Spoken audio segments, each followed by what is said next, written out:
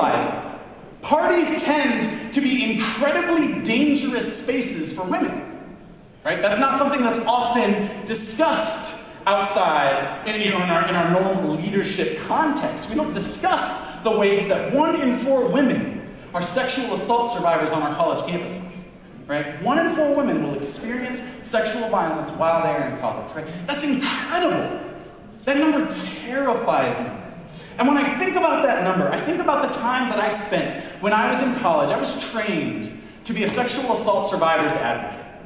And what that meant was that I was the first person that a survivor would call 24 hours a day when they decided that they needed help, whether it was right after an assault or 10 years after an assault. When they decided that they were ready to reach out to someone, I was one of the people that they would call. And when I think about that, it was really hard for me in that time to go to parties. Because all I could think about was the reality that our parties, if we're not intentional about them, facilitate sexual violence. And that's what our whole workshop last night was about, was the fact, I'm not trying to hate on parties. I think parties can be, in fact, the opposite.